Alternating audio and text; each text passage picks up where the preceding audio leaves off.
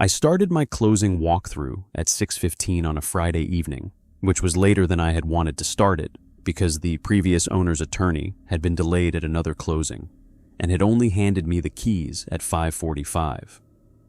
The walkthrough was supposed to be a formality. I had inspected the house twice during the buying process, including a thorough inspection by a licensed home inspector who had produced a 43-page report, and I had no expectation that anything significant had changed in the 2 weeks since the last inspection. The walkthrough was a checklist item, the kind of thing you do because the contract requires it before you can occupy the property, not because you expect to find anything that would change your mind. The house was a 2-story Queen Anne Victorian on a residential street in the historic district of Savannah. It had been built in 1887. It had been owned by a family named the Whitfields from 1887 until 1962. By a family named the Carrs from 1962 until 2003, and by a single elderly woman named Margaret Stinson from 2003 until earlier this year, when she had died at the age of 89. The estate had been managed by her nephew, a man named Edward Stinson, who lived in Atlanta and who had wanted to sell the house quickly to settle the estate. The asking price had been low for the neighborhood. The condition of the house had been good. I had bought it for cash, using the proceeds from selling my apartment in Boston, where I had lived for the previous 12 years before deciding to relocate south for a teaching position at a local college. I am 38 years old. I had been planning the move for over a year. I had been at the apartment in Boston for a long time. I had been ready for a change. The house in Savannah had been one of several I had looked at during a property search the previous October, and it had been the one I had kept thinking about after I had returned to Boston. I had made an offer in November, gone through the inspection process in December and January, and closed on the property in early February. The walkthrough that Friday evening was the final step before I would officially take possession. Comment where you're watching from and what time it is for you right now. Plus, I'm asking because the events I'm about to describe occurred over a single night between approximately 6:15 in the evening and approximately 7 the following morning, and the timing of various things during that window has come to matter more than I expected when I started recording. The previous owner's attorney, a man named Russell Vaughn, had given me an envelope along with the keys. The envelope was thick. He had told me it contained the standard closing documents, plus some additional materials that Edward Stinson had asked to be passed along to the new owner. I had not opened the envelope at the closing because the closing had run long and I had wanted to get to the house before dark. I had put the envelope in my bag and had driven to the house. I parked in front. I had brought a few essentials in my car, while planning to spend the first night at the house and to have my movers deliver the rest of my belongings the following Monday. I carried my overnight bag, a small grocery bag with food for the weekend, and my work bag containing my laptop and the envelope from the attorney up the front steps and onto the porch. The porch wrapped around 2 sides of the house. The front door was a heavy wooden door with a stained glass panel above it. I unlocked it with the key the attorney had given me. I went inside. The house was as I remembered it from the inspections. The previous owner's furniture had been removed by the estate, except for a few items that had been included in the sale. The hardwood floors creaked in the spots I remembered them creaking. The high ceilings made the rooms feel larger than their actual square footage. Yes, the light from the late winter sunset was coming through the front windows in long, slanted rays. The house smelled, as it had during the inspections, faintly of old wood and lemon polish, with a hint of the kind of mustiness that comes from a property that has been closed up for several weeks. I started the walkthrough. I went room by room, on the first floor, checking that the items I had inspected were still in the condition I had inspected them in. The kitchen was unchanged. The dining room was unchanged. The front parlor was unchanged. The back parlor, which I had been planning to use as my home office, was unchanged. There was a small powder room off the back hallway, which was unchanged. There was a butler's pantry between the kitchen and the dining room, which was unchanged. I went up the staircase to the second floor. The staircase was the original 1887 staircase, with a heavy carved banister and treads that creaked but were structurally sound by the inspector's report. There were 4 bedrooms on the second floor, plus a full bathroom and a smaller half bathroom. I checked each of the bedrooms. They were unchanged. The bathrooms were unchanged. There was a door at the end of the second floor hallway that led to the attic stairs. I opened the door. I went up the narrow stairs to the attic. The attic was a finished space, although it had been used by Margaret Stinson for storage rather than as a living area. The estate had cleared most of the storage out, leaving the attic mostly empty. I checked that the attic was clear and that the windows were intact. I went back down to the second floor.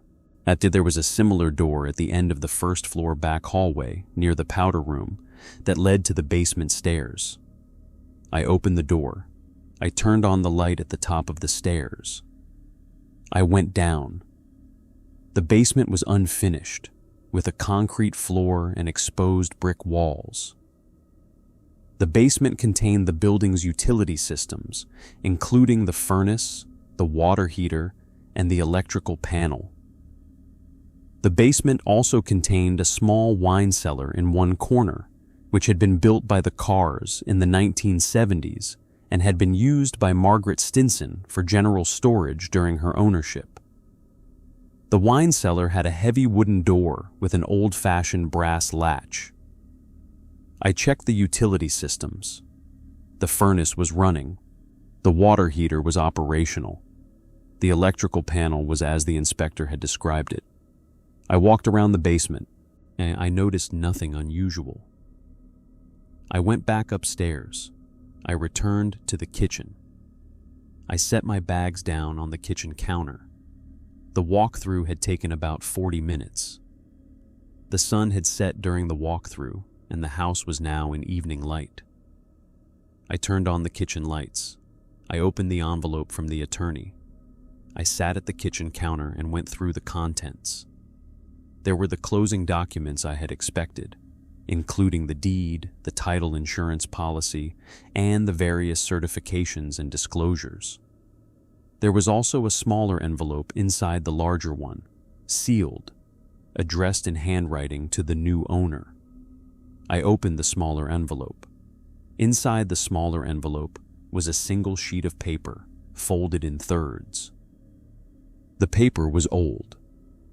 It was not the kind of paper that would have come from a printer or from a notepad, as it was thicker, slightly yellowed, the kind of paper that might have been in a desk drawer for several decades. The paper had handwriting on it. The handwriting was small and careful. The ink was black. The page was titled, in slightly larger handwriting at the top, Rules for the Comfort and Safety of the Residents of 1247 Drayton Street. The address was the address of the house I was now standing in. There were 11 rules on the page. I want to tell you what they said, because the rules are the part of this story that have determined everything else, and because the order in which I read them and process them matters. The first rule said, do not open the door at the end of the basement stairs, the small one with the brass latch, between the hours of midnight and dawn. If you must enter the wine cellar during those hours, do so before midnight or after dawn. The second rule said, if you hear knocking on the front door after dark, look through the side window before opening. If the porch is empty, do not open the door regardless of any voice you may hear from outside. The third rule said, The clock in the front parlor must be wound every Sunday evening before 9. Do not allow it to stop. If you find it stopped, wind it immediately, and do not be in the front parlor for the next 3 hours. The fourth rule said, never sleep in the small bedroom at the back of the second floor, the one with the floral wallpaper. Use it for storage or for guests during the day. The other 3 bedrooms are safe for sleeping. The fifth rule said, if the lights in the house flicker 3 times in succession, leave the house immediately and stay out for at least 1 hour. Do not investigate. Do not delay. The flickers are a warning. The sixth rule said, do not stand at the window of the upstairs bathroom that faces the backyard between 3 and 4 in the morning. The window may be used at other times. The seventh rule said, if you see a woman in the backyard who is not visibly your guest, do not acknowledge her. Continue with whatever you are doing. Do not look at her directly. The eighth rule said, the fireplace in the back parlor may be used for fires. The fireplace in the front parlor may not. The front parlor fireplace has been sealed for many years for reasons that should not be undone. The ninth rule said, if you smell roses inside the house when no roses are present, leave the room you are in and do not return for at least an hour. The smell will dissipate. The 10th rule said, do not invite anyone to the house who is named Eleanor, regardless of the spelling. If a guest's name is Eleanor, ask them to remain on the porch. The 11th rule said, these rules have been observed by the residents of this house since at least the 1920s and possibly earlier. They have been passed from owner to owner in writing or verbally throughout that time. They are not optional. The previous owners who have failed to follow them have, in some cases, suffered consequences that I will not detail here. The new owner is asked to take them seriously. The page was unsigned and undated. I sat at the kitchen counter and I read the rules 3 times. I tried to think about what I was reading. Yes, the rules were the kind of rules that, on one reading, would seem like a prank or a joke or some kind of eccentric tradition that the previous owners had maintained as a private amusement. The handwriting and the paper, however, did not suggest a prank. The paper was old. The handwriting was careful. The rules had been written down with the kind of attention that suggested the writer had considered them important. I considered the possibility that Edward Stinson had included the rules as a joke. I considered the possibility that Margaret Stinson had written them at some point in her life, perhaps in old age, perhaps with some kind of cognitive decline that had caused her to develop unusual beliefs about the house. I considered the possibility that the rules were part of some kind of local tradition in the historic district, the kind of thing that would be amusing for tourists, but that the actual residents would not take seriously. I considered all of these possibilities and decided that they were probably correct. The rules were probably not meant to be taken seriously. I decided I would put the rules aside for the time being and would investigate them later, when I had more energy and when I could research them in the context of the house's history. I put the rules back in the envelope. I put the envelope in my work bag. I made myself a simple dinner from the food I had brought, ate it at the kitchen counter, and started planning where I would sleep for the night. I had brought a sleeping bag and a small inflatable mattress, the kind of basic camping equipment you use when you do not have furniture yet. Yet I had been planning to set up the mattress in the master bedroom on the second floor, which was the largest of the 4 bedrooms, and the one I had decided would be my primary bedroom going forward.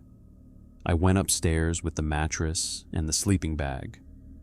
I want to be honest about what happened next, because what happened next is the part where my decision-making started to be affected by the rules, in spite of my decision not to take them seriously. I reached the second floor. I went down the hallway toward the master bedroom, which was at the front of the house. I passed the small bedroom at the back of the second floor on my way. The door was open. I glanced inside as I passed. The room was small, with a single window that faced the backyard. The walls were papered with a faded floral pattern, yet the room had been empty during my inspections, except for an old armoire that had been left by the estate as part of the included furnishings. The room was the room described in the fourth rule. I continued past it to the master bedroom. I set up my mattress. I unpacked my overnight bag. I went through the routine of preparing for bed in a new place. I checked that the windows were locked. I checked that the bedroom door closed properly. I looked at the bathroom across the hall and confirmed that the plumbing was working. I went back to the master bedroom and lay down on the mattress. I tried to sleep. I could not sleep. I was thinking about the rules. I was thinking specifically about the fourth rule, the one about the small bedroom with the floral wallpaper. Now, so I was thinking about it because I had passed the room on my way to the master bedroom, and because I had noticed the room, and because the rule had told me not to sleep there. I had not been planning to sleep there. The master bedroom was the bedroom I had chosen. The rule had not, in any practical sense, affected my choice of where to sleep. The rule had only affected my awareness that the small bedroom existed, and that the previous owners had thought it was important to specify that no one should sleep there. I lay on the mattress, and I tried to think about other things. I thought about my work at the college, which was supposed to start the following week. I thought about my movers, who would be arriving on Monday. I thought about the various administrative tasks I needed to handle in the coming days, including registering my car in Georgia and setting up utilities in my name and finding a doctor and a dentist in the area. I tried to focus on the practical tasks. The practical tasks did not hold my attention. My mind kept returning to the rules. I got up. I went downstairs. I retrieved the envelope from my work bag. I brought it back upstairs to the master bedroom.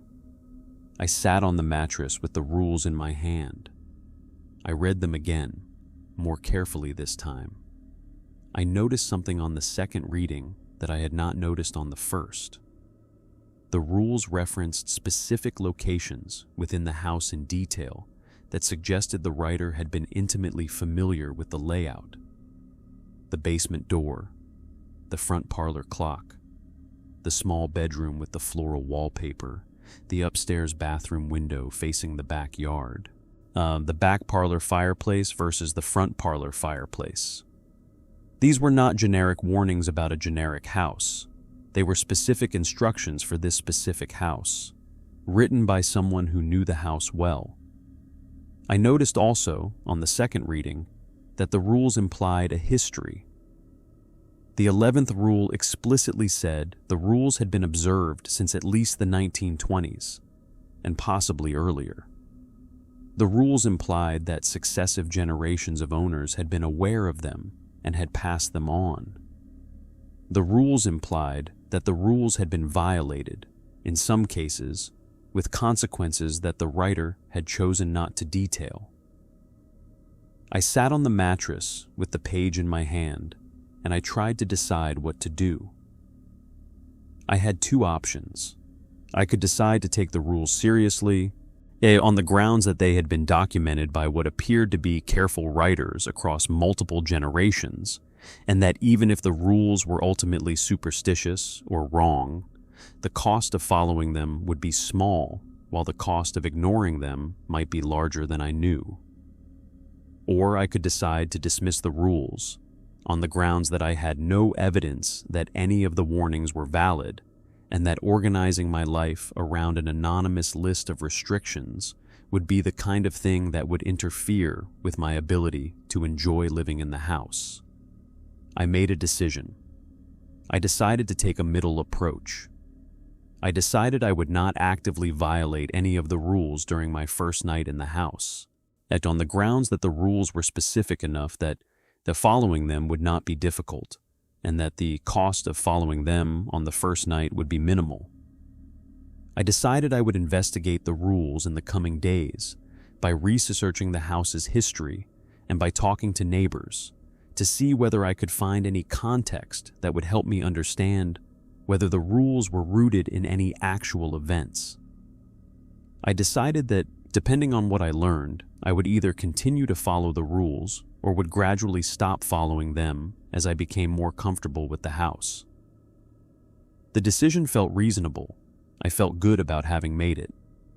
I put the rules back in the envelope and put the envelope on the floor next to the mattress. I lay down. I tried to sleep again. I slept for about an hour.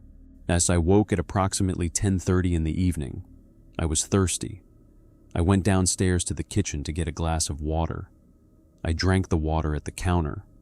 I noticed while I was at the counter that the front parlor was visible from the kitchen through the open doorway.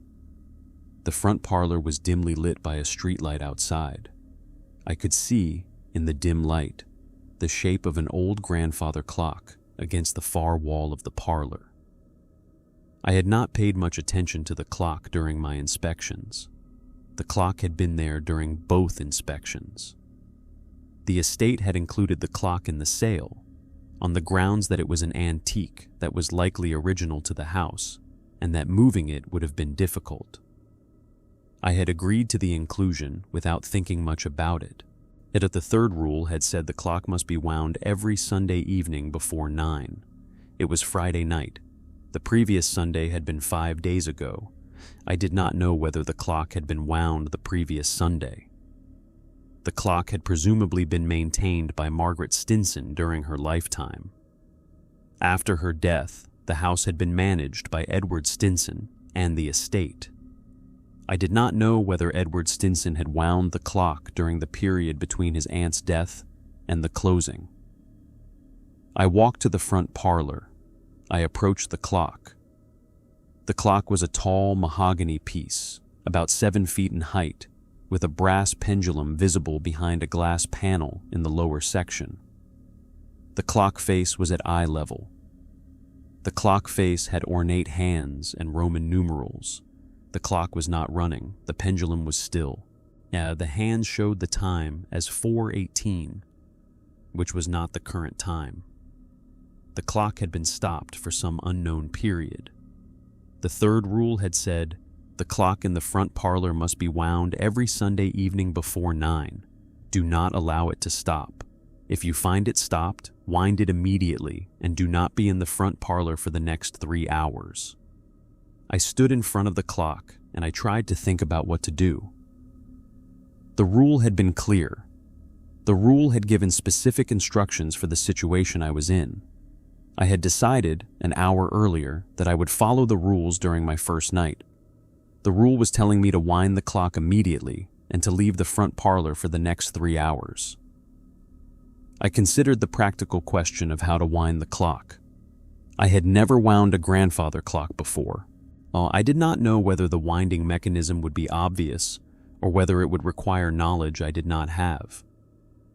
I went closer to the clock. I examined the front. There was a small key hanging on a small hook on the side of the clock.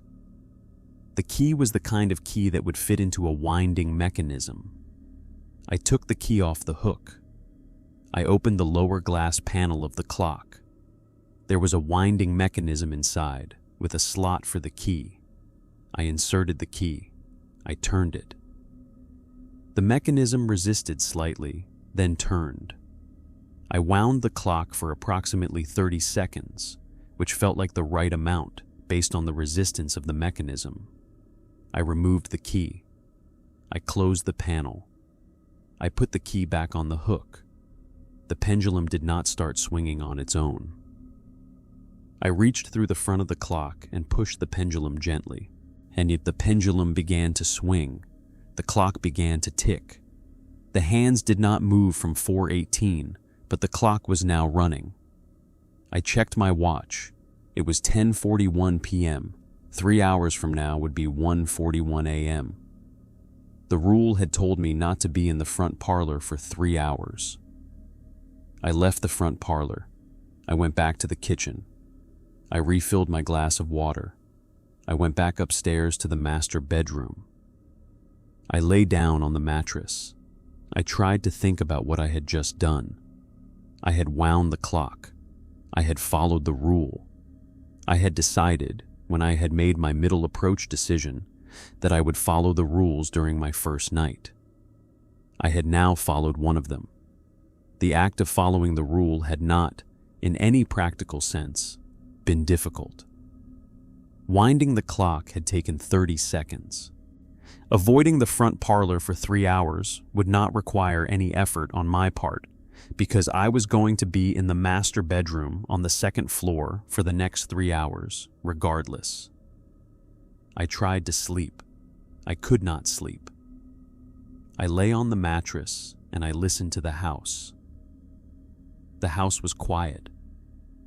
I could hear the faint ticking of the clock from the front parlor, which had not been audible before I had wound it. The ticking was steady. The ticking was the only sound in the house. I checked my watch. It was 11:14 p.m. I tried to think about something other than the rules. I tried to think about what I would do over the weekend. I had been planning to explore the historic district, to walk around the squares and the parks, to find a few good restaurants near the house. I tried to picture myself doing these things, but I could not focus on the picture. I got up.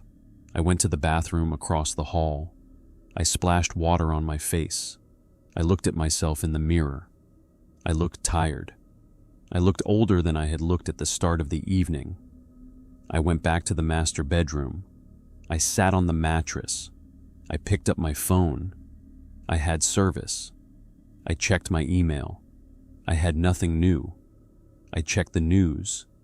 I scrolled for a while without focusing on what I was reading. At approximately 11:47 p.m., I heard a sound from downstairs. The sound was a soft thump, the kind of sound that an object would make if it fell from a low height onto a wooden floor. The sound came from the direction of the front parlor. I sat on the mattress. I listened. The sound did not repeat. The house was quiet again, except for the ticking of the clock. I considered going downstairs to investigate, and I considered the third rule. The rule had said not to be in the front parlor for 3 hours after winding the clock. The 3 hours were not yet up. I had wound the clock at approximately 10:41. The 3 hours would not be up until approximately 1:41 a.m. The current time was 11:48 p.m. I had been told not to be in the front parlor for almost 2 more hours. I decided to wait. I decided that whatever had made the sound could wait until I was allowed to be in the front parlor again. I lay back on the mattress. I tried to sleep. I did not sleep. I lay on the mattress and I listened to the house. The clock ticked. The sound did not repeat. The house was otherwise quiet. At approximately 12:04 a.m., I heard another sound. The sound was from the basement. It was a different kind of sound.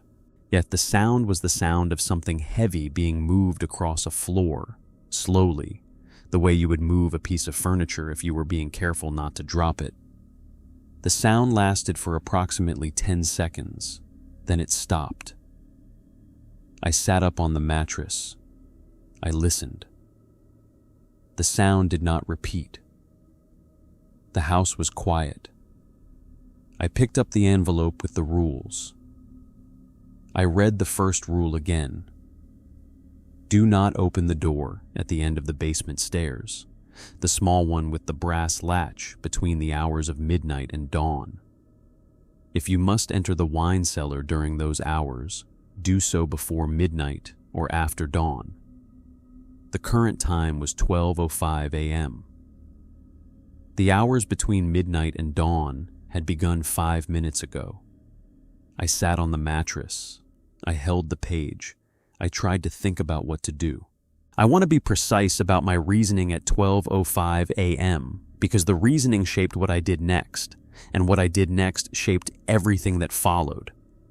The first rule had told me not to open the door at the end of the basement stairs between midnight and dawn. The rule had not told me anything about whether I should investigate sounds coming from the basement. The rule had only addressed the question of whether I should open the wine cellar door. The sound I had heard could have come from the wine cellar, or it could have come from somewhere else in the basement. I had no way to determine the source without going down. I considered whether to go down the basement stairs to investigate the sound, with the understanding that I would not open the wine cellar door. I considered whether to ignore the sound and remain in the master bedroom, and I considered whether to leave the house entirely and wait until morning to come back. I decided to ignore the sound. The decision was based on a simple calculation. The first rule had told me something specific about the basement during overnight hours. The rule had implied, by its specificity, that the basement was an area where some kind of caution was warranted between midnight and dawn. I had no way to know whether the caution applied only to the wine cellar door or whether it extended more broadly. I had decided, an hour earlier, that I would follow the rules during my first night. I extended my decision to include the spirit of the rules as well as the letter, on the grounds that the writer of the rules had presumably included only the most important warnings, and that the writer might have considered other warnings too obvious to need to specify. I lay back on the mattress. I tried to ignore the sound from the basement. I tried to think about something else. The sound did not repeat. The house was quiet for the next 20 minutes. I checked my watch repeatedly. I watched the time move from 12:05 to 12:08 to 12:14 to 12:23. At approximately 12:24 a.m., the clock in the front parlor stopped. I want to explain how I knew this, because I had not been in the front parlor since I had wound the clock and started the pendulum. I knew the clock had stopped because I could no longer hear the ticking. The house had been quiet enough that the ticking had been the only sound, and the ticking had been steady at approximately 1 tick per second, which was the rate I had been hearing for the past hour and 43 minutes. The ticking stopped at 12:24 a.m. The house was now silent. I sat up on the mattress. The third rule had said the clock must be wound and that it must not be allowed to stop. The rule had also said that if the clock was found stopped, it must be wound immediately and that I should not be in the front parlor for 3 hours after winding it. I had wound the clock once at 10:41 p.m. The 3 hours had not yet elapsed. The clock had stopped during the period when I was supposed to be staying out of the front parlor. The rule had not addressed what to do if the clock stopped during the 3-hour window. The rule had assumed, by its construction, that the clock would not stop during that window. If the rule had assumed that winding the clock would keep it running for at least the next 3 hours, the clock had not done what the rule had assumed it would do. I sat on the mattress and I tried to think. I considered the possibility that I had not wound the clock enough. I considered the possibility that the clock had a mechanical issue that had caused it to stop prematurely. I considered the possibility that the clock had been doing something other than what I had expected. I checked my watch. It was 12:25 a.m. The 3 hours from my original winding would not be up until 1:41 a.m. I had over an hour to wait before I could go into the front parlor by the original rule. But the clock had stopped, and the rule had said that if the clock was found stopped, it must be wound immediately. The two parts of the rule were now in conflict. The first part said, wind it immediately. The second part said, do not be in the front parlor during the 3-hour window after winding. The conflict had not been addressed by the rule because the rule had not anticipated the situation. I tried to think about what the writer of the rules would have wanted me to do. I had no way to know. The writer had not anticipated the situation. The writer had given me two instructions that I now needed to choose between. I made a decision. I decided that the immediate winding was the more important instruction. I decided that the prohibition on being in the front parlor was a precaution related to the act of winding, and that the prohibition could be repeated if I needed to wind the clock a second time. I decided I would go to the front parlor, wind the clock, and then leave the parlor and stay out for another 3 hours. I want to acknowledge that the decision was not obvious. The decision was made under stress, in the middle of the night, in a house I had never spent a night in before, with rules I did not understand. The decision could have been wrong. I am giving you the reasoning so that you can evaluate it yourself. I got up from the mattress. I went downstairs. The staircase creaked under my weight. The house was dark except for a small light in the kitchen that I had left on. I reached the first floor. I turned toward the front parlor. The front parlor was dim. I had not turned on the parlor light when I had wound the clock the first time. The street light outside provided enough illumination to see the general shapes of the room.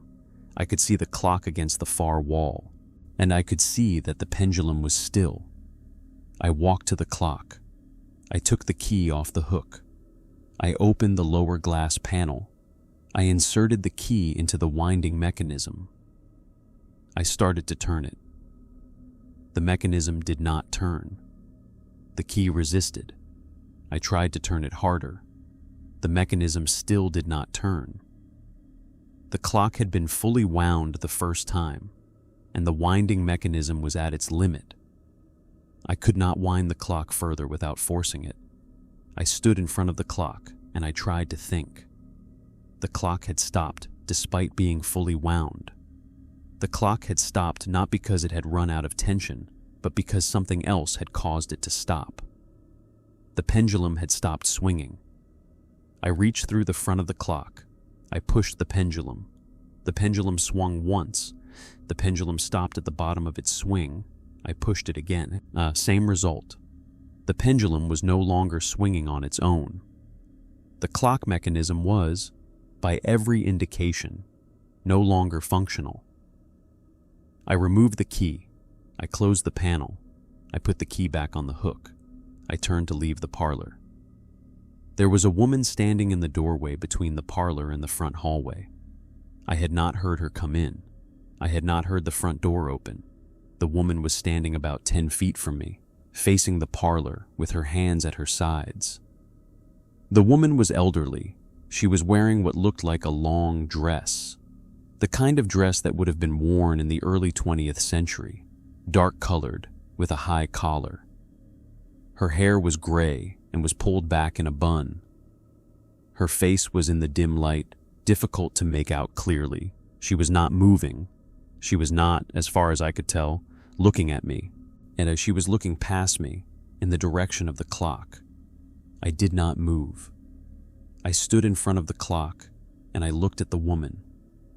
The 7th rule had said, if you see a woman in the backyard who is not visibly your guest, do not acknowledge her. Continue with whatever you are doing.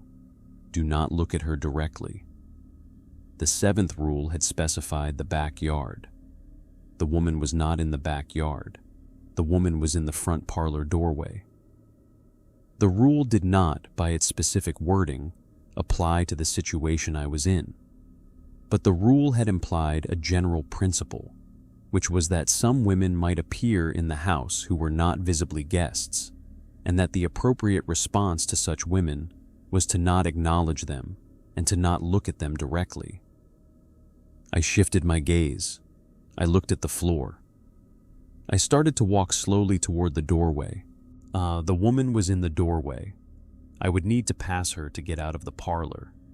I considered walking around her. The doorway was narrow. There was not enough room to walk around her without being very close to her. I stopped about 3 feet from her. I did not look at her. I waited. The woman did not move. She continued to stand in the doorway, facing the parlor, looking past me. She did not appear to register my presence. I considered going back to the clock and waiting. I considered going through the doorway despite the woman being there. I considered calling out to her, even though the rule had said not to acknowledge her. I made a decision. I decided to go through the doorway. I decided that the rule against acknowledging her did not necessarily prohibit physical movement past her, and I decided that the rule was about voice and recognition, not about navigation through shared space. I started to walk forward. I moved slowly. I kept my eyes on the floor. I passed within about 2 feet of the woman. I felt no temperature change. I heard no breathing. I felt nothing physical that would have indicated a person was present in the doorway. I passed her. I reached the front hallway. I did not look back. I walked down the hallway toward the staircase. I went up the stairs. I returned to the master bedroom. I sat on the mattress. I waited. I listened. The house was silent. There was no sound of footsteps on the first floor. There was no sound from the parlor. There was no sound from anywhere. I checked my watch. It was 12:38 a.m. I sat on the mattress for a long time. I tried to think about what had just happened, and I had seen a woman who matched, in general terms, the 7th rule's description, except that she had been in the front parlor rather than the backyard. The woman had not acknowledged me. The woman had not, as far as I could tell, done anything. The woman had simply been present. I considered going back downstairs to verify that the woman was still there, or that she had left. I decided not to.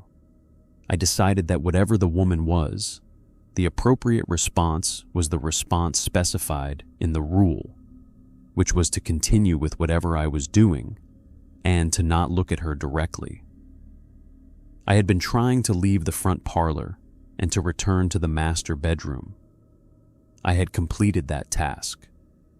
I had no further reason to go downstairs, and going downstairs would have constituted an unnecessary investigation of a situation that the rule had told me to ignore. I lay down on the mattress. I tried to sleep. I did not sleep. At approximately 1:14 a.m., I heard a sound from outside the house. The sound was a knock at the front door.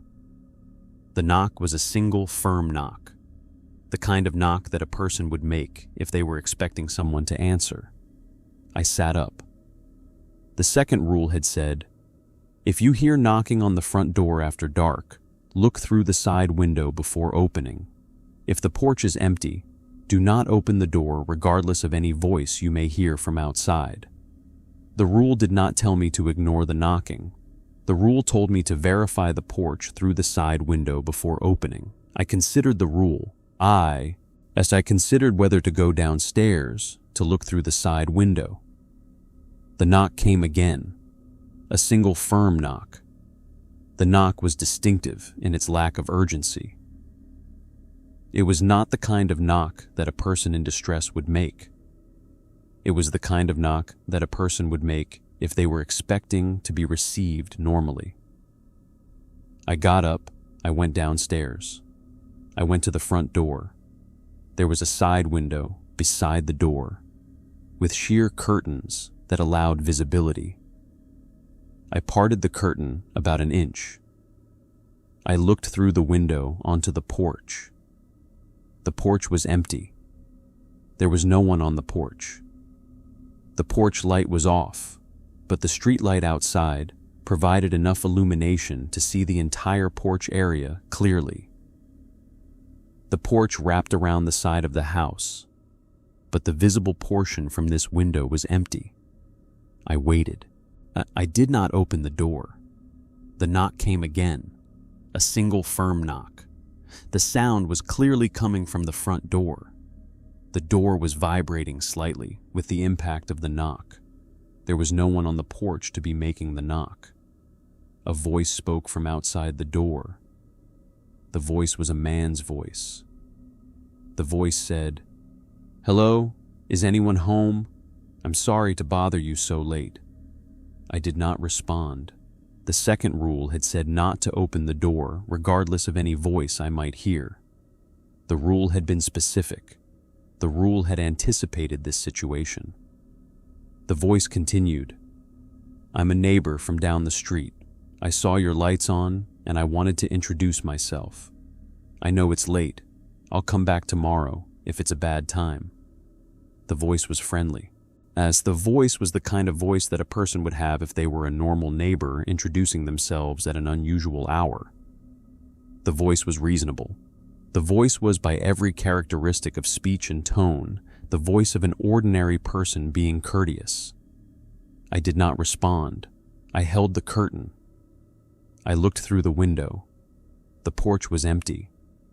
There was no one on the porch making the voice. The voice continued, "Hello, are you there? I can see the light is on. I'm just trying to introduce myself. My name is Davis Halloran. I live 3 houses down. I knew Margaret Stinson. I wanted to welcome the new owner to the neighborhood." The voice gave a name. The voice gave a specific connection to the previous owner. The voice gave a specific reason for being at the door at this hour. The voice was, by every characteristic of content, the voice of someone who had a reasonable explanation for their presence. I did not respond. The porch was empty. I had verified the porch through the side window, as the rule had instructed. The porch was empty. The rule had said not to open the door if the porch was empty, regardless of any voice I might hear. I followed the rule. I did not open the door. The voice continued for another minute or so, becoming gradually more insistent and then becoming gradually quieter. The voice said various things. The voice mentioned details about the house, including that Margaret had been a kind woman who had loved the house. The voice mentioned that the neighborhood was friendly and that I would enjoy living there. The voice mentioned that there were a few things about the house that the new owner should know, that the voice would be happy to share, that the voice had been close to Margaret in her final years, and that Margaret had asked the voice to look after the house if anyone new ever moved in. The voice was working hard. The voice was using a series of approaches, each one calibrated to address a different possible concern that I might have about responding. The voice was, by my interpretation, attempting to find the approach that would cause me to open the door. I did not open the door. I held the curtain. I looked at the empty porch. After approximately 5 minutes, the voice stopped.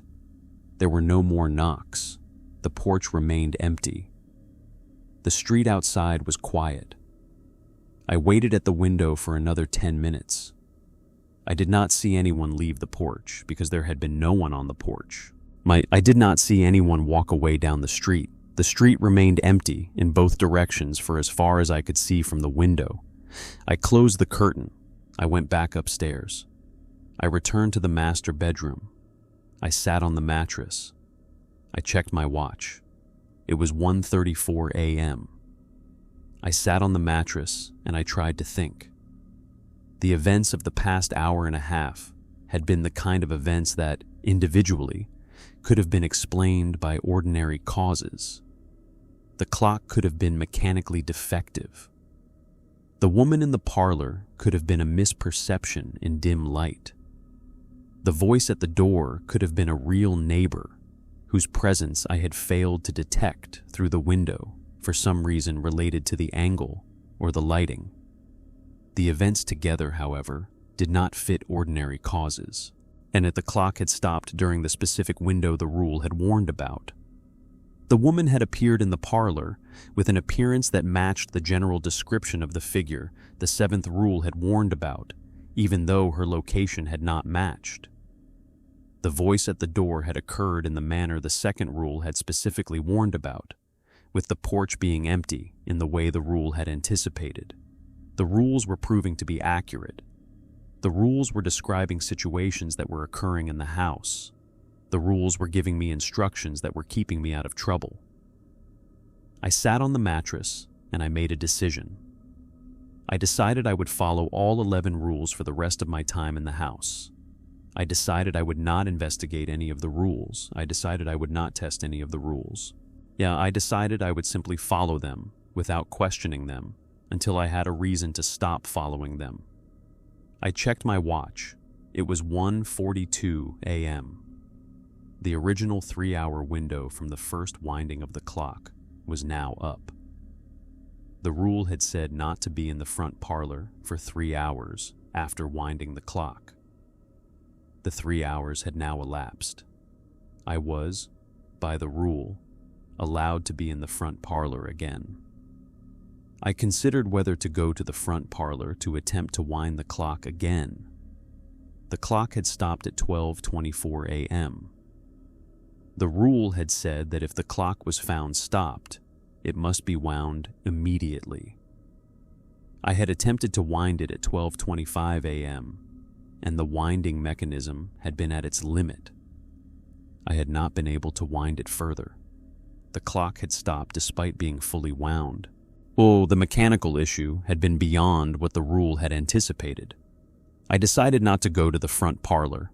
I decided that the clock issue was beyond my ability to address with the information I had, and that the appropriate response was to leave the parlor alone until I could investigate the clock during daylight hours, when I could see what I was doing, and when the various warnings about overnight hours would not apply. I lay down on the mattress. I tried to sleep. I did not sleep. At approximately 2:18 a.m., I noticed a smell. The smell was the smell of roses. The smell was distinct and unmistakable. The smell was the kind of smell that you would expect to encounter in a flower shop or in a garden during peak bloom, not in the upstairs bedroom of a house in February. Yet the 9th rule had said, if you smell roses inside the house when no roses are present, leave the room you are in and do not return for at least an hour. The smell will dissipate. I sat up on the mattress. I sniffed the air. The smell was unmistakable. The smell was strong. The smell had not been present a few minutes earlier. The smell had appeared while I was lying on the mattress. The smell was filling the master bedroom. I got up. I left the master bedroom. I went down the hallway. I considered which other room to go to. The 4th rule had said not to sleep in the small bedroom with the floral wallpaper. The rule had said the other 3 bedrooms were safe for sleeping. There were 3 other bedrooms on the 2nd floor. I had been using the master bedroom. The other 2 bedrooms were across the hall from each other, yet in the middle of the 2nd floor. I went into the bedroom on the right side of the hallway, which was the 2nd largest of the 4 bedrooms. The bedroom was empty of furniture. The walls were painted a pale yellow color. The room had 2 windows, both of which were locked. I closed the door of the bedroom behind me. I sat on the floor against the wall. I tried to wait. I checked my watch. It was 2:21 a.m. The rule had said to stay out of the affected room for at least an hour. The hour would not be up until 3:21 a.m. I sat against the wall. I tried to think. I tried to plan what I would do when the hour was up. I considered whether to go back to the master bedroom or whether to spend the rest of the night in the 2nd bedroom. The 2nd bedroom had no mattress and no sleeping bag. Yet the mattress and sleeping bag were in the master bedroom. I would need to go back to the master bedroom to retrieve them, regardless of where I planned to sleep. I sat against the wall. I waited. The hour passed slowly. I checked my watch every few minutes. At approximately 2:54 a.m., I heard a sound from the hallway outside the bedroom. The sound was the sound of footsteps. The footsteps were slow. The footsteps were on the wooden floor of the hallway. The footsteps were moving from the direction of the staircase toward the back of the second floor. I sat against the wall. I held my breath. The footsteps continued. The footsteps passed the door of the bedroom I was in. The footsteps continued down the hallway. The footsteps stopped at what sounded like the door of the small bedroom at the back of the second floor, and the footsteps stopped for approximately 5 seconds. Then the door of the small bedroom opened. I heard the door open. I heard the footsteps go into the small bedroom. The door of the small bedroom closed. I heard nothing else for approximately 10 seconds. Then I heard a sound from the small bedroom. The sound was a soft creaking sound. The sound was the sound that would be made by an old bed frame when someone got into the bed. The sound continued for a few seconds. Then it stopped. The house was silent. I sat against the wall in the second bedroom. I checked my watch. It was 2:55 a.m. I had 26 minutes left in the hour the rule had specified for waiting out the rose smell, and I had no rule that specifically addressed what to do if I heard footsteps in the hallway and someone going into a bedroom that the rules had said no one should sleep in. I considered the situation. The fourth rule had said never to sleep in the small bedroom at the back of the second floor. The rule had not, by its wording, specified what would happen if someone did sleep there. The rule had simply said not to. Someone or something was now in the small bedroom. The someone or something appeared to have gotten into the bed. I sat against the wall. I waited. I tried to think about what to do. The fifth rule had said, if the lights in the house flicker 3 times in succession, leave the house immediately and stay out for at least 1 hour. Do not investigate. Do not delay. The flickers are a warning. The lights had not flickered. The lights were currently off because I had not turned on any lights when I had moved to the second bedroom. The lights could not flicker if they were not on. I considered turning on the lights to see if they would flicker. I decided not to. I decided that testing the rule would have been a violation of my decision to follow the rules without questioning them. I sat against the wall. I waited. The house was silent except for the occasional sound from the small bedroom, which sounded like the soft creaks of an old bed frame settling under weight. At approximately 3:21 a.m., the hour I had been waiting out for the rose smell ended. I considered whether to go back to the master bedroom to check the smell. I considered the sixth rule, which had said not to stand at the window of the upstairs bathroom that faces the backyard between 3 and 4 in the morning. The current time was within that window. The rule did not address the master bedroom or the second bedroom, only the upstairs bathroom. I was allowed, by the rule, to go to the master bedroom. I got up from the floor. I opened the door of the second bedroom. I stepped out into the hallway. The hallway was dark. The door of the small bedroom at the back of the second floor was closed. I could not tell from the hallway whether anyone was in the small bedroom. I did not go to the small bedroom. I walked down the hallway to the master bedroom. I opened the door. I stepped inside. The master bedroom did not smell of roses. The smell was gone. The room smelled normally of old wood and fresh sheets from the sleeping bag. I stood in the master bedroom for a few moments. I considered whether to lie back down on the mattress. I considered whether to spend the rest of the night sitting up. I considered whether to leave the house entirely. The fifth rule had said to leave the house immediately if the lights flickered 3 times. The lights had not flickered. I had no specific rule that told me to leave the house under the current circumstances. I made a decision. I decided to stay. I decided that the rules had been working. I decided that following them had kept me out of immediate trouble. I decided that leaving the house would be an overreaction to a situation that the rules were, so far, helping me manage. I lay down on the mattress. I did not try to sleep. I lay on my back and I looked at the ceiling, and I waited for whatever would happen next.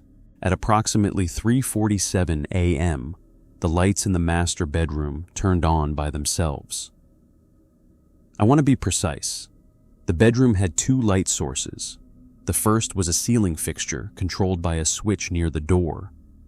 The second was a small bedside lamp that was sitting on the floor next to the mattress, which I had brought with me and plugged into a wall outlet for use during the move-in. Both lights came on at the same moment. The ceiling fixture was off when I had come into the room. The bedside lamp was off when I had come into the room. Both came on simultaneously, without any switch being thrown and without anyone touching them. I sat up on the mattress. The lights came on once. They stayed on for approximately 2 seconds. They went off. They came on again for approximately 2 seconds. They went off. And then they came on a third time for approximately 2 seconds. They went off. They did not come on again. The fifth rule had said, if the lights in the house flicker 3 times in succession, leave the house immediately and stay out for at least 1 hour. Do not investigate. Do not delay. The flickers are a warning.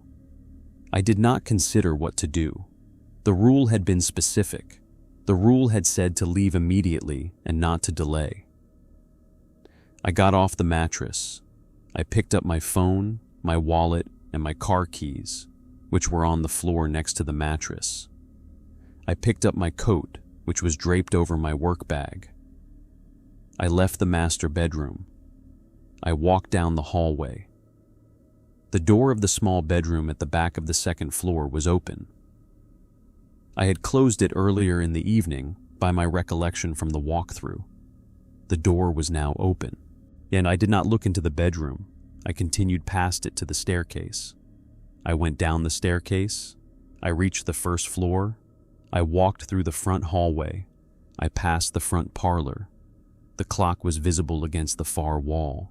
The pendulum was swinging. The clock was running. I did not stop. I went to the front door. I unlocked the deadbolt. I opened the door. The porch was empty. The street was quiet. The street light was on. The neighborhood was as a residential street in the historic district of Savannah would be at 4 in the morning, which was peaceful and dark and undisturbed.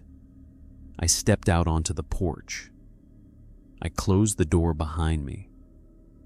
I locked the deadbolt with my key. I walked down the porch steps to the street. I went to my car. I unlocked it. I got in. I started the engine. I sat in the driver's seat for a few moments, and I tried to think about where to go. The rule had said to stay out of the house for at least 1 hour. The rule had not told me where to go during that hour. There were no 24-hour establishments within easy walking distance of the house, by my limited knowledge of the neighborhood. There was a gas station I had passed on my drive to the house earlier in the evening, about a mile away. I drove to the gas station. I parked in the lot. The gas station was open. There was an attendant inside. I did not go in. I sat in my car. I checked the time. It was 4:02 a.m. I would need to wait until at least 5:02 a.m. before I could return to the house. I sat in the car. I tried to think. I picked up my phone. I considered who I could call. I had no one in Savannah I knew well enough to call at 4 in the morning. I considered calling the police. Although I did not have a specific complaint that I could articulate, I considered calling Edward Stinson, the previous owner's nephew, although I did not have his number and the attorney's office would not be open at this hour. I considered calling my old friends in Boston. I decided against calling anyone. The hour was too early. The story was too complicated. The risk of being judged as having lost my judgment was too high. I sat in the car. I waited. I checked my watch every few minutes. I watched the time move from 4:14 to 4:23 to 4:31. At approximately 4:38 a.m., I noticed something in the side mirror of my car. There was a person walking past the gas station, on the sidewalk, on the side of the street where my car was parked.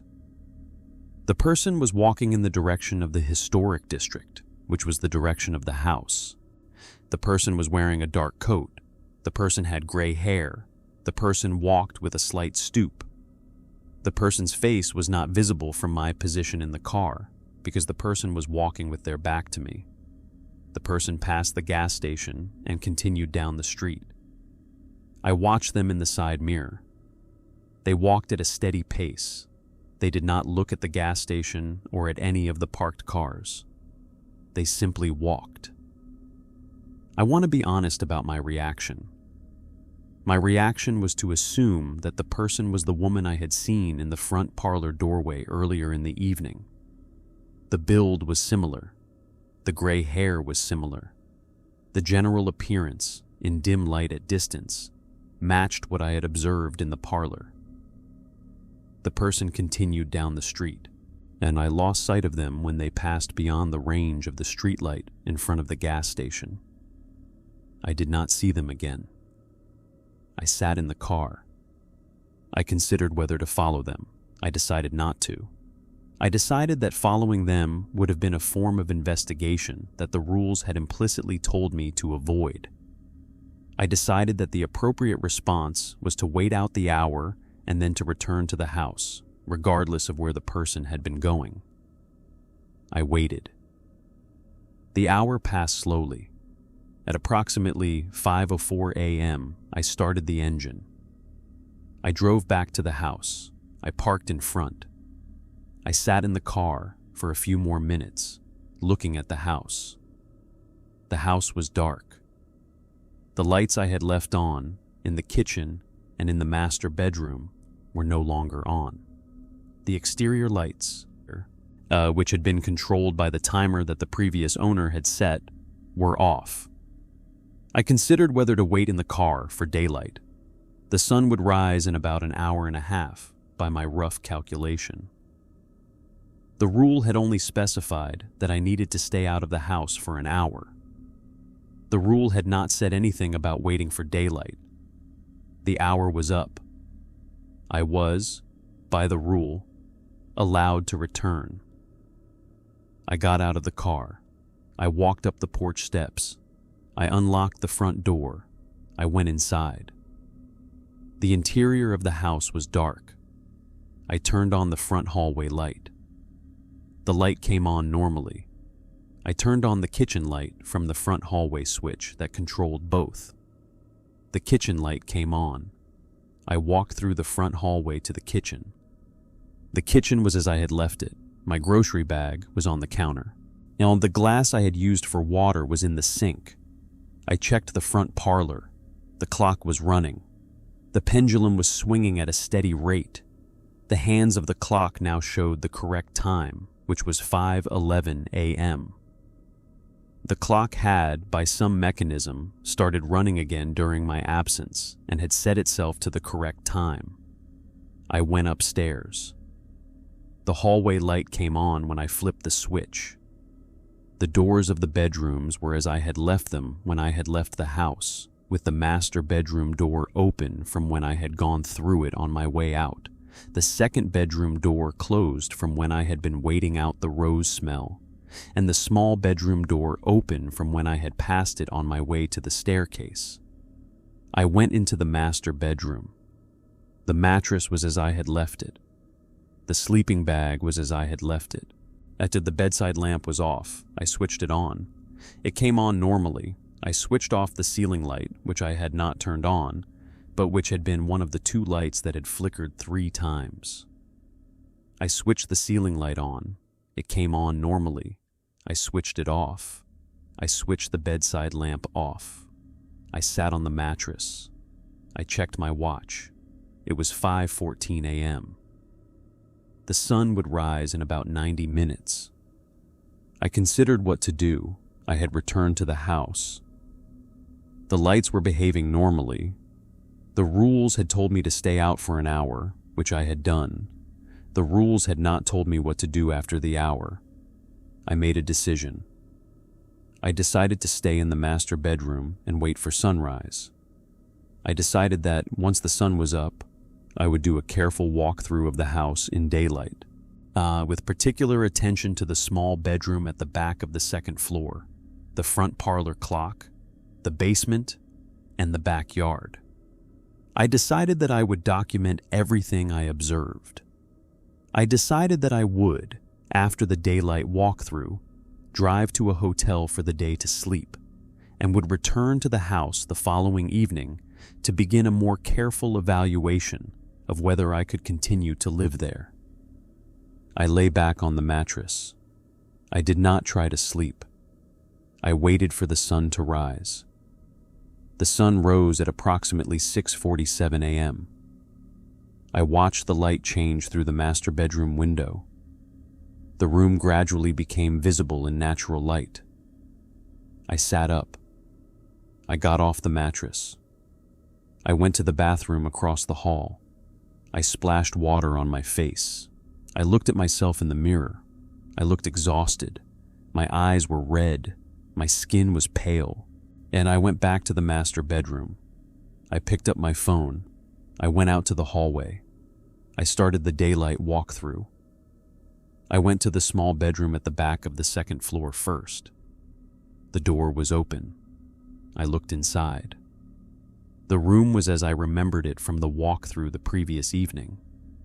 The room was small. The walls were papered with the faded floral pattern. The room contained the old armoire that the estate had left. The room contained no other furniture. I want to be precise about this. The room contained no bed. There was no bed frame. There was no mattress. There was nothing in the room that someone could have gotten into to produce the soft creaking sounds I had heard during the night. The sounds had come from the room. I had heard them clearly. The room contained no source for the sounds, and I stood in the doorway and I looked at the room. The floor was bare wood. The wood was dusty. There were no footprints in the dust other than my own from when I had glanced into the room during my walkthrough the previous evening. The room had not been entered by the physical evidence available between my walkthrough and now. I closed the door of the small bedroom. I went down to the first floor. I went to the front parlor. The clock was running. I checked the time on the clock against my phone. The clock was correct. I examined the clock. The clock looked, by my limited examination, like a normal grandfather clock that was running normally. I did not see any obvious mechanism that would have allowed the clock to start running again during my absence. Given that the winding mechanism had been at its limit when I had tried to wind it the second time, I made a note to have the clock examined by a professional clockmaker. I went to the basement door. I opened it. I turned on the basement light. I went down. The basement was as I remembered it from the walkthrough. I walked around the basement. I examined the floor for any signs that something had been moved during the night, given the sound I had heard at 12:04 a.m. I did not see any obvious signs of movement. The basement looked, by visual inspection, as it had looked the previous evening. I went to the wine cellar door. The door was closed. The brass latch was in the closed position. I did not open the door. I had decided I would not investigate the rules. I would not test them. I would simply follow them. I went back upstairs. I went to the kitchen. I made coffee from the small amount of coffee I had brought with me. I drank the coffee at the counter. I tried to think. I had survived the night. The rules had been accurate. The rules had warned me about specific phenomena that had occurred. The rules had given me instructions that had, by my interpretation, kept me out of trouble. The rules had not, however, explained what was happening or why. The rules had only told me how to manage the situation as it arose. I made a decision. I decided that I needed more information. I decided I needed to find out what the rules were about and where they had come from. I decided that I would not continue to live in the house without that information. I considered who I could ask. I had two candidates. The first was Edward Stinson, the previous owner's nephew, who had managed the estate sale. The second was Russell Vaughn, the attorney who had handled the closing and who had given me the envelope with the rules. I called Russell Vaughn first. His office was scheduled to open at 9. I called at 9 sharp. The receptionist answered. I asked to speak with Vaughn. She told me he was in a meeting. I left a message. I told her I needed to speak with him about the closing on the Drayton Street property and that the matter was time sensitive. He called me back about 30 minutes later. I was at the kitchen counter on my second cup of coffee. I told him I had received the envelope from him along with the keys. I told him I had read the contents, including the additional document that Edward Stinson had asked to be passed along. I asked him whether he knew anything about the document. Vaughn was quiet for a moment.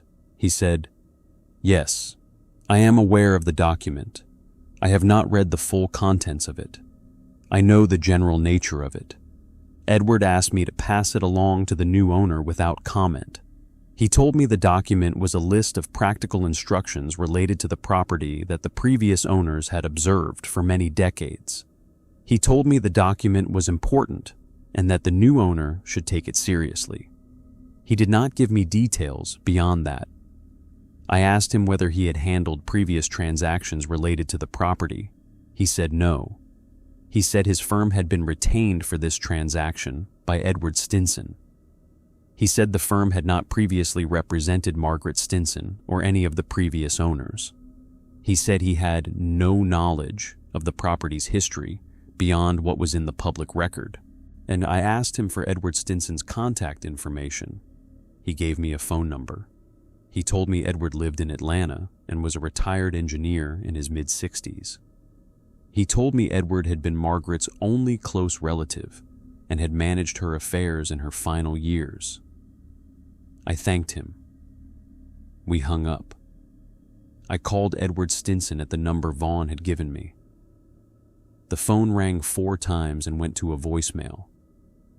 I left a message.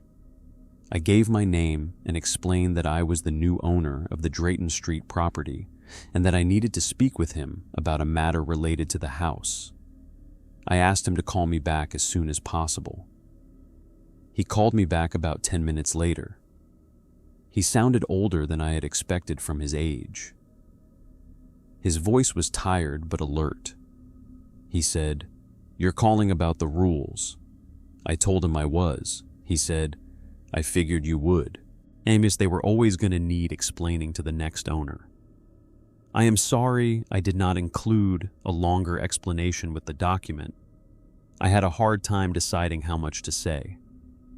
I decided in the end to keep it brief and to let the document speak for itself, on the assumption that you would call me if you wanted to know more. I am glad you called. Are you all right?" I told him I had spent the previous night in the house. I told him several things had happened during the night that the rules had warned about. I told him I had followed the rules and had not been physically harmed. I told him I needed to know more about what was going on. Edward was quiet for a long moment. He said, "I am going to tell you what I know. I am going to be as honest with you as I can be. My aunt was the previous owner for over 20 years. Yeah, she gave me the rules document when she was in her late 70s, after she had a small stroke that made her think about her own mortality. She told me the rules had been in the house when she had bought it in 2003. She told me the rules had been given to her by the previous owner, a man named Charles Carr, who had been 91 years old at the time and who had owned the house since 1962. Charles had told her the rules had been given to him by the previous owner, a woman named Helen Whitfield, who had been the last of the Whitfields who had built the house in 1887. Helen had told Charles that the rules had been compiled by her grandmother, Eleanor Whitfield, who had lived in the house from 1887 until her death in 1939. He paused. He said, Eleanor Whitfield was the original compiler of the rules. Her grandmother had compiled them based on her own observations of the house from 1887 onward. Eleanor had updated them over the decades as she encountered new situations or as she refined her understanding of existing ones. The rules in their current form, as you have them, are essentially Eleanor's final version, as she had them when she died in 1939. The subsequent owners, Helen and Charles and my Aunt Margaret, did not modify the rules. They followed them and passed them along. He continued, I want to tell you what I understand about the situation, although I want to be clear that I do not have a complete understanding. The house has been the location of certain phenomena since at least 1887. The phenomena include the things the rules describe: the clock, the door, the woman, the smell, the lights, all of it. And as the phenomena have not, by the records of the previous owners, harmed anyone who followed the rules. The phenomena have, by the records of the previous owners, harmed people who did not follow the rules. The harm has not always been physical. Sometimes the harm has been to the person's mental state. Sometimes the harm has been to the person's social or financial circumstances. The harm has been variable, but it has occurred in cases where the rules have been violated. He continued, I want to tell you about Eleanor Whitfield, the original compiler of the rules. Eleanor lived in the house from her childhood until her death. She lived there for 52 years. She was a careful observer. She wrote a personal journal during much of her life, and the journal contains her detailed observations of the phenomena and her efforts to understand them. The journal is currently in a storage unit in Atlanta that I have rented since my aunt's estate was settled. I have the journal, along with several other items that belong to my aunt, that I did not include in the sale of the house. I have been planning to donate the journal to the local historical society in Savannah, but I have not yet done so. I would be willing to provide it to you, on loan, if you wanted to read it. I think it would be useful to you. It is the most detailed account that exists of what the previous owners have observed. I told him I would very much like to read the journal. I asked him whether he could send it to me. He said he could ship it to me by overnight courier. He could send it that day. Said he would need a few hours to retrieve it from the storage unit. He could have it shipped by the end of the business day. I would receive it the next morning. I gave him the address. I thanked him. I asked him whether there was anything else he could tell me. He said, there is one more thing. The rules in the document are the active rules that the previous owners followed. There were, at various points in the history of the house, additional rules that were eventually removed because they were no longer applicable, or because the situations they addressed had stopped occurring, or for other reasons. Eleanor's journal documents the additional rules as well. Some of the additional rules are interesting, in the sense that they describe situations that the current owners have not had to address but that might recur.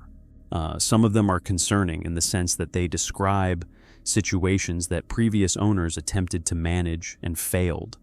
I would suggest you pay particular attention to the sections of the journal that describe the periods when the rules were being modified, because those are the periods when the previous owners were learning what worked and what did not.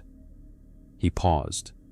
He said, "I want to ask you a question before we hang up. I want to ask you whether you are planning to continue living in the house." I told him I was not sure.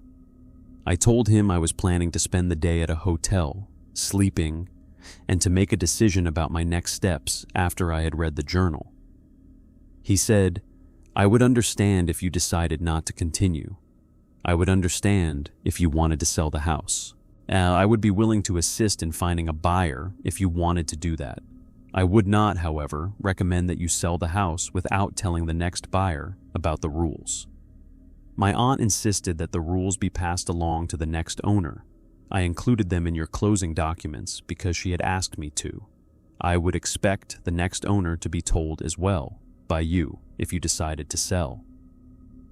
The chain of disclosure has been maintained for over 135 years.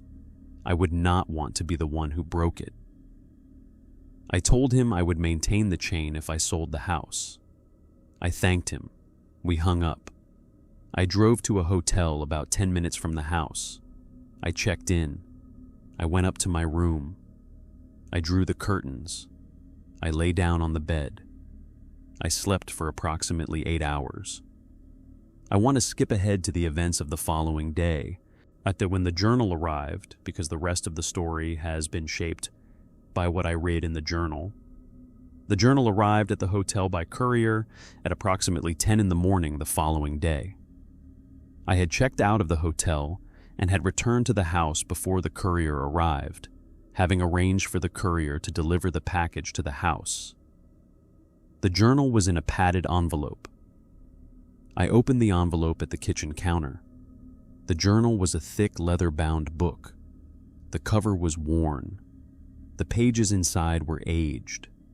The handwriting was the same handwriting as the rules document, although in some entries it was younger and more rounded, and in others it was older and more crabbed, reflecting Eleanor's age at the time of the writing.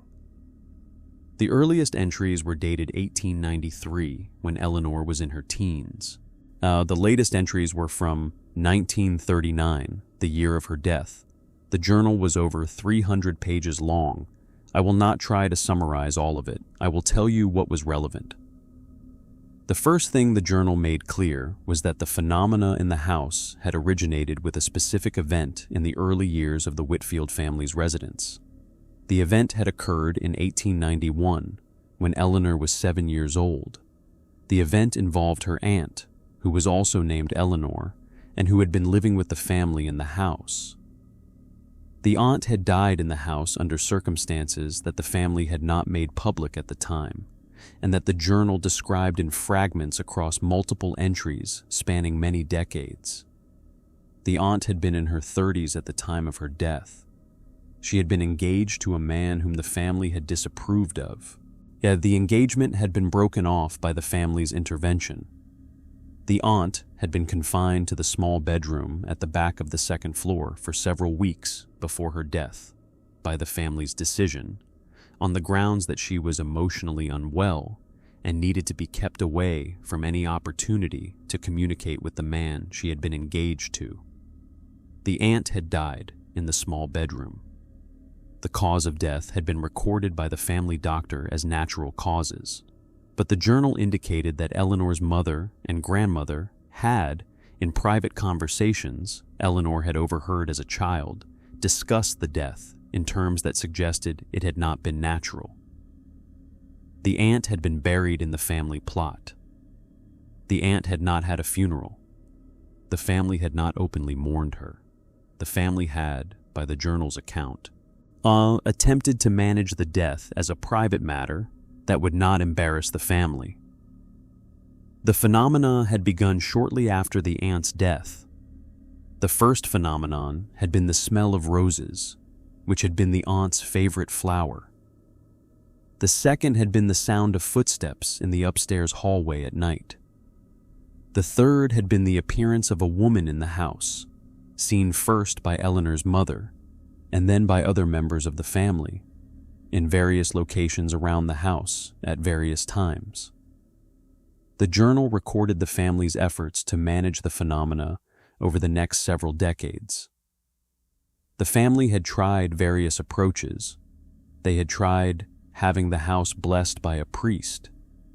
They had tried having seances conducted by various spiritualists who were popular at the time. They had tried selling the house, but had been unable to find a buyer who would pay a fair price. They had tried renovating the house, including walling off the small bedroom, but the phenomena had continued. They had eventually settled into a pattern of management in which they observed which behaviors triggered or worsened the phenomena and which behaviors avoided them, and they had developed the rules as a practical response to their observations. The 11 rules in the document I had been given were the rules that had been refined and stable since the 1920s. The journal documented additional rules that had been tried and abandoned, and rules that had been added as new phenomena had emerged. The journal also documented incidents in which family members or guests had violated the rules and had suffered consequences. The consequences ranged from minor, such as illness lasting a few days, to severe, including the deaths of 2 family members and 1 house guest over the decades. The deaths had been attributed publicly to natural causes. The journal indicated that Eleanor and her relatives had believed the deaths were related to the phenomena. I read the journal for most of the day. I took notes. I made a list of the additional rules that had been used and abandoned. I made a list of the consequences that had been documented. I want to tell you about one entry in particular, because the entry has shaped my final decision about what to do. The entry was dated September 1937. Eleanor was 53 years old at the time. The entry was reflective rather than reporting on a specific event. Eleanor wrote that she had been thinking about the phenomena and about the family's management of them. And she wrote that she had come to believe that the phenomena were not, in their essence, hostile to the residents of the house. She wrote that the phenomena were, in her current understanding, the residue of a person whose death had been improperly handled and whose continued presence in the house was an attempt to receive the acknowledgement that she had been denied at the time of her death. Eleanor wrote that the rules had been developed to manage the residue without addressing it directly, but that managing it without addressing it was a kind of perpetual deferral that did not solve the underlying problem. Eleanor wrote that she had considered, at various points in her adult life, attempting to address the underlying problem. She had considered making a public statement about her aunt's death and the circumstances around it, in the hope that the public acknowledgement would allow the residue to settle. She had decided not to make the statement, on the grounds that the statement would have damaged the family's reputation in ways that would have affected her surviving relatives and their descendants. She had decided that the management approach, with all of its limitations, was the only approach available to her that did not require sacrificing her family. Eleanor wrote that she expected the management approach to continue for as long as the house remained in the Whitfield family. She wrote that when the house eventually passed out of the family, the new owners would inherit the management approach without the family's reasons for maintaining it. She wrote that she hoped a future owner would, at some point, be willing to address the underlying problem in ways that the family had not been willing to address it. She wrote that she did not know what such addressing would look like in practice. She wrote that she hoped the future owner would be wiser than she had been. I sat in the kitchen with the journal on the counter and I tried to think. The journal had given me information that the rules document had not given me. The journal had given me a context for the rules. The journal had given me a possible explanation for the phenomena. The journal had given me a question, which was whether the situation could be addressed by something other than continued management. I made a decision. I decided to spend at least one more night in the house, with the journal in my possession, with the rules, with the additional context. So I decided that I would spend the night following the rules. I decided that, in the morning, I would consider whether to take any further action to address the underlying problem that Eleanor had described. The sun was beginning to set. The light in the kitchen was fading. The house was quiet.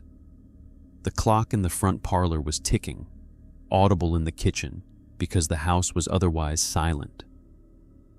I started preparing for the night. I followed the rules carefully that second night. I wound the clock at 8 in the evening, 2 hours earlier than the previous night, on the theory that an earlier winding might allow the clock to last through the overnight hours without requiring intervention. I checked the side window before responding to any sound at the door, although no sound came. I stayed out of the small bedroom. I avoided the wine cellar door entirely. I went to bed in the master bedroom at approximately 10 o'clock. The night was not quiet. The smell of roses returned twice, once at approximately 1 in the morning and again at approximately 3:30. I left the master bedroom both times, waited the prescribed hour in the second bedroom, and returned. The footsteps in the hallway returned at approximately 2:30. It's again moving from the staircase toward the small bedroom, again accompanied by the soft creaking sounds from inside the small bedroom that should not have been possible to produce given the actual contents of the room. The voice at the door returned at approximately 4 in the morning, this time using a different identity, claiming to be a delivery driver who had a package that required a signature. I did not respond to the voice. The voice eventually stopped. The clock did not stop during the night. The lights did not flicker. The woman did not appear in the front parlor doorway, although I avoided the front parlor entirely after the 8 o'clock winding. I slept poorly, but I survived. The morning came. The phenomena ended at sunrise, as they had ended on the previous morning. I got up. I made coffee. I sat at the kitchen counter with Eleanor's journal open in front of me. I read the September 1937 entry again. I had made a decision overnight, in the periods when I had been awake and unable to sleep.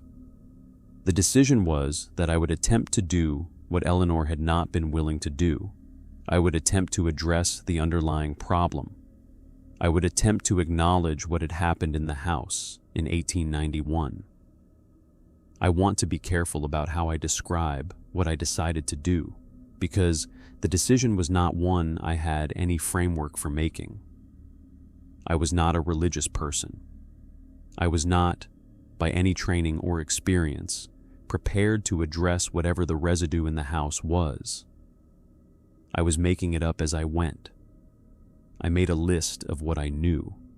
I knew the aunt's name, which had been Eleanor, the same as the niece who had compiled the rules. I knew the year of her death, which had been 1891. I knew the location of her death, which had been the small bedroom at the back of the second floor. I knew the broad outline of the circumstances, which had involved her confinement against her will and her death under conditions that the family had concealed.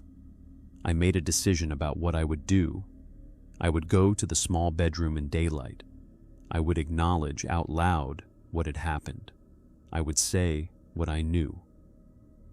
I would not make any specific claim about the cause of death, because I did not know the cause of death. I would simply acknowledge that she had been there, that she had been confined, that she had died there, and that the circumstances of her death had been concealed for over 130 years. I did not know whether the acknowledgement would do anything, yet I had no evidence that an acknowledgement from a stranger would have any effect on a residue that had been present in the house since 1891. The acknowledgement was a guess, based on Eleanor's interpretation of what the residue might want. The interpretation could have been wrong. The acknowledgement could have done nothing, or could have made things worse. I considered the alternatives. The alternatives were to continue managing the situation indefinitely, the way Eleanor and her successors had managed it, or to sell the house and pass the management on to the next owner, the way Eleanor had ultimately decided to do by passing the rules forward without taking action herself. Neither alternative felt acceptable to me. The continued management would mean spending the rest of my time in the house following a list of restrictions that would, by every indication, increase in number and complexity as I encountered new phenomena. The sale would mean burdening someone else with the same situation, the way I had been burdened, and the way Margaret had been burdened, and the way Charles had been burdened. I decided to try the acknowledgement. I decided that if the acknowledgement did not work, I would sell the house and pass on the rules. I decided that I owed myself the attempt, and that I owed the next owner the attempt, even if the attempt failed. I want to describe what I did in detail, because I am recording this account in the hope that it might be useful to someone who finds themselves in a similar situation. I waited until 10 in the morning, by which time the house was fully lit by sunlight, and any phenomena that were associated with overnight hours would have been long inactive. I went up to the second floor. I walked down the hallway to the small bedroom at the back. I opened the door. I stepped inside. The room was as it had been on every previous occasion I had looked into it. Small, floral wallpaper, the armoire against one wall, bare wooden floor, single window facing the backyard, dust on the floor in patterns that showed no recent disturbance. I closed the door behind me. I stood in the middle of the room. I tried to think about what to say. I spoke out loud. I said, "My name is Helen Marwick. I bought this house earlier this year. I am the new owner, and I am speaking to you because I believe you have been here for a long time, and I want to acknowledge that you have been here. I do not know your full name. I know that your name was Eleanor. I know that you were the aunt of the Eleanor Whitfield, who later compiled the rules for this house. I know that you lived in this house with your family in the late 1800s. I know that you were engaged to be married to a man whom your family disapproved of. I know that your family broke off the engagement against your wishes. I know that you were confined to this room by your family in the weeks before your death. I know that you died in this room in 1891. I know that the cause of your death was recorded as natural, but that members of your family privately believed otherwise. I know that you were buried without a funeral, as I know that your family did not openly mourn you. I know that your family attempted to manage your death as a private matter to protect their reputation. I know that you have, in some form, been present in this house since your death. I know that the various phenomena that have occurred here over the past 133 years have been understood by the people who have observed them as your continued presence. I paused. I tried to think about what else to say. I continued. I am sorry that the circumstances of your death were concealed. I am sorry that you were not openly mourned. I am sorry that you were confined to this room against your will in the weeks before your death. I am sorry that the man you were engaged to was kept from you. I do not know what your family's reasons were for the choices they made. I do not know what they considered themselves to be protecting. Whatever their reasons, the choices were not your choices.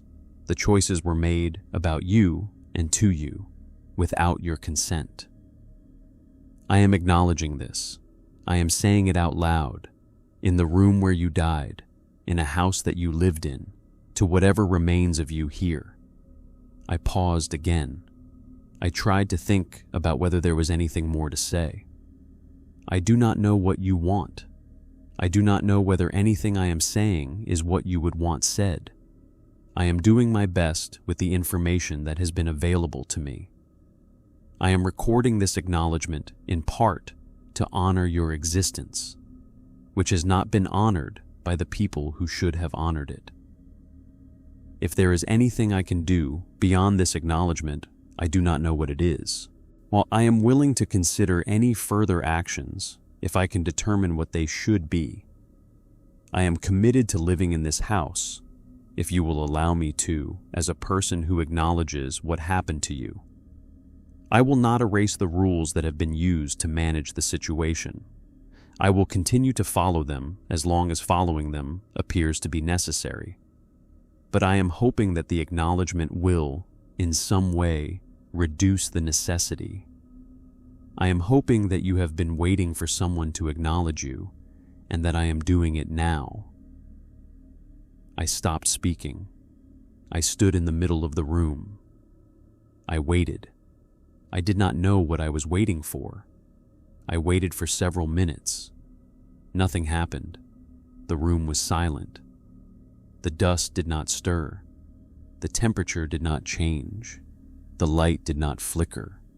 There was no sound of footsteps, no smell of roses, and no woman appearing in the doorway. I stood in the room for about 5 minutes. Then I left. I closed the door behind me. I went downstairs. I sat at the kitchen counter. I waited. I want to tell you what happened in the days and weeks that followed, because the period is the test of whether the acknowledgement had any effect, and the period is the part of the story that I am still living through. The phenomena did not stop immediately. The night after the acknowledgement, the smell of roses returned, although only once during the night and at a lower intensity than the previous occasions. I followed the rule and waited it out. The footsteps in the hallway returned, although they did not enter the small bedroom this time, as instead pausing outside the door for approximately 20 seconds before turning around and walking back toward the staircase. The lights did not flicker. The clock did not stop. The voice did not come to the door. The night after that, the phenomena were further reduced. The smell of roses appeared briefly at approximately 2 in the morning and dissipated within a few minutes without requiring me to leave the room. The footsteps did not occur. The other phenomena did not occur. The night after that, no phenomena occurred at all. The house was quiet through the night. I slept for the first time in 3 nights. The phenomena have continued to be reduced over the past several weeks. I have been at the house for over a month now. The phenomena have not stopped entirely. The smell of roses has appeared on 3 occasions. The footsteps have appeared on 1 occasion. The clock has stopped on 1 Sunday when I forgot to wind it on schedule. The other phenomena have not recurred. I have continued to follow the rules. I have wound the clock every Sunday. I have not opened the wine cellar door between midnight and dawn. I have not stood at the upstairs bathroom window between 3 and 4 in the morning. I have not used the front parlor fireplace. I have not slept in the small bedroom. I have not invited anyone named Eleanor to the house. I want to acknowledge that the reduction in the phenomena could be attributable to causes other than the acknowledgement I made. The phenomena could have been on a natural cycle that happened to coincide with my acknowledgement. The phenomena could have been responsive to my consistent following of the rules rather than to anything I said. The phenomena could have been responsive to some other factor I have not identified. I cannot prove that the acknowledgement was the cause of the reduction. I am noting the temporal correlation without claiming a causal relationship. I have continued to read Eleanor's journal in the weeks since I made the acknowledgement. I have been looking for any indication of how Eleanor herself would have evaluated what I did. The journal does not directly address my situation, because Eleanor never made the kind of acknowledgement I made. The journal does, however, contain a passage from late 1938, less than a year before her death, in which she revisits her thinking about the underlying problem. In the passage, Eleanor speculates about what would happen if a future resident were to make a public acknowledgement of her aunt's death. She writes that she does not know what the effect would be. She writes that she suspects the effect would be small but real, and that the smallness would be due to the limitations of an acknowledgement from someone outside the family who could not undo the original concealment but could only acknowledge that it had happened. She writes that the smallness would be better than nothing. I have come to think that Eleanor was approximately correct. The acknowledgement I made has, by the available evidence, produced a small but real reduction in the phenomena. The reduction has not been complete.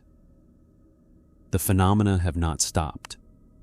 The rules continue to be necessary. But the situation has become more manageable than it was on the first night, when I was in the house alone with the rules and no understanding of what they were for. I want to tell you about the decisions I have made about the future of the house, because the decisions are the part of this story that may be relevant to whoever might find themselves in a similar situation. I have decided to stay in the house. I have decided that the situation is manageable with the rules and with the acknowledgement, and that the house is otherwise a place I want to live. The historic district is beautiful. The college where I am teaching is nearby. The neighborhood is friendly by the standards of what I have come to know of it in the past month. I have made some friends through the college and have begun to develop a social life. The house has become, in spite of everything, a home. I have decided to maintain the rules. I have decided to continue to follow them on the grounds that they are working and that the cost of following them is small. I have added one item to the list, which I have written in my own handwriting at the bottom of the original page. The new item says, "Acknowledge the original Eleanor by name on the anniversary of her death each year. Do this in the small bedroom at the back of the second floor, in daylight. Speak the acknowledgement out loud. The acknowledgement may be brief. The acknowledgement is what was missing for many decades, and it must continue to be present." I have decided to research the original Eleanor's full identity and history. I have been working on this research in the past few weeks. I have made some progress. I have identified her full name, which was Eleanor Frances Whitfield, born 1858, died 1891. I have located her grave in the family plot, which is in a cemetery on the outskirts of Savannah. I have visited the grave and have placed flowers there. The grave was unmarked when I visited, by which I mean that the headstone had her name and dates, but no inscription. I have arranged with the cemetery to have a small inscription added beneath the existing dates. The inscription will read, "Confined and concealed during her life, acknowledged at last." The inscription will be added in the next few weeks after I have completed the necessary paperwork. I have decided to keep Eleanor's journal in my possession. Edward Stinson has agreed to let me retain it indefinitely, with the understanding that I will eventually donate it to the local historical society when I am ready to do so. I have not yet read every page of the journal. I am taking my time with it. I want to absorb the information slowly, on the chance that I will encounter further details that will require me to adjust my management of the situation. I have decided to maintain contact with Edward Stinson. He has been helpful and patient with my questions. He is in his mid-60s and is in good health, but he has acknowledged that he will not be available indefinitely. I have asked him to help me identify any other surviving members of the Whitfield family in case there are descendants who might have additional information or who might want to be involved in the acknowledgement. He has been working on this. Yet he has identified 2 distant relatives of the Whitfields who are still alive, both of whom are in their 70s and live in other states. I have not yet contacted them. I am considering whether to do so. I have decided to leave the rules in Eleanor's journal at the house when I eventually leave it, with a cover letter explaining what they are and what I have learned. I do not know when I will eventually leave the house. I am 38 years old. I could remain here for many decades. The next owner is, by my current expectation, a long way off. But I have made the decision now, while the events are recent, in case anything happens to me that prevents me from making the decision later. I want to tell you what I would tell the next owner, if I were able to tell them in person rather than through a cover letter that they will read after I am gone. I would tell them that the house is a good house. I would tell them that the rules are real and that they should follow them. I would tell them that the rules can be reduced through acknowledgement, but that the acknowledgement requires understanding, and that the understanding takes time to develop. I would tell them to read Eleanor's journal carefully. I would tell them to visit Eleanor Frances Whitfield's grave in the cemetery on the outskirts of Savannah, and to read the inscription, and to add their own flowers if they want to.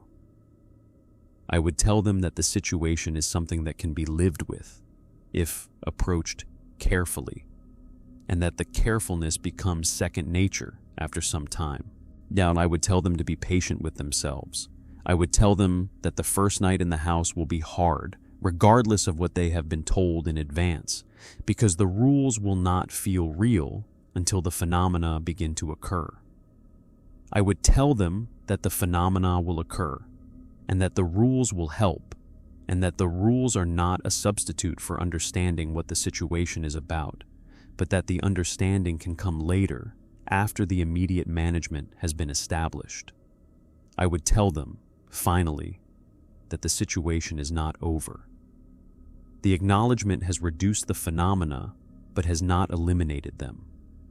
The rules continue to be necessary. The history of the house is still unfolding. The situation will require management for as long as the house exists. The next owner will inherit the situation, the way I inherited it, the way Margaret inherited it, the way Charles inherited it, the way Helen inherited it. The chain has continued for over 135 years. The chain will continue. I am recording this account because I want there to be a record outside of the house, in case the materials I have left in the house are lost or destroyed. The recording is being stored in 2 places. The first is on a hard drive in a safe deposit box at a bank in Savannah. The second is on a hard drive that I have given to a friend in Boston, with instructions that the hard drive should be opened only if I die, or if I lose contact with her for an extended period. The recording, if it is ever released, will provide an account of the situation that does not depend on the materials at the house. And I want to give a final thought to whoever may eventually hear this recording beyond the next owner of the house. I want to acknowledge that the events I have described are unusual, that the explanations I have offered are uncertain, and that I cannot prove the truth of what I have said. I have been honest. I have given the events as I observe them.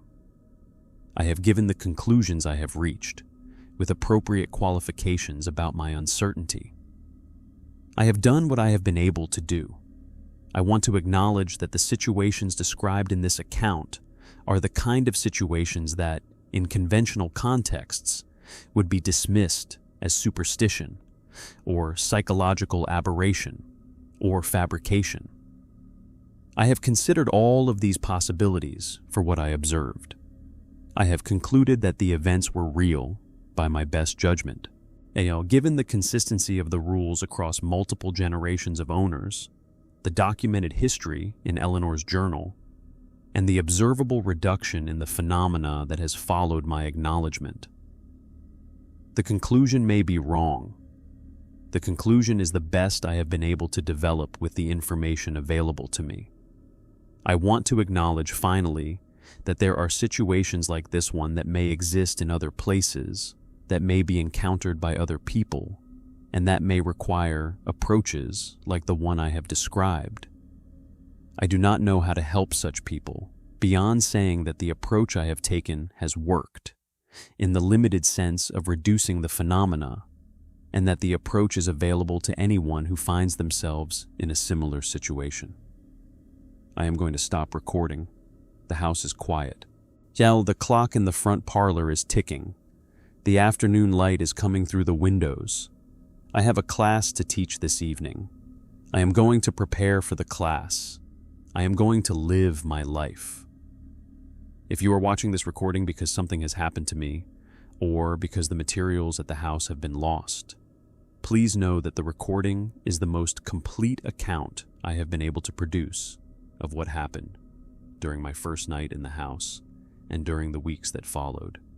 Please share the recording with anyone who might find it useful. Please consider that the situation at the house is ongoing and that the next owner, whoever they are, will need the information. The recording is over.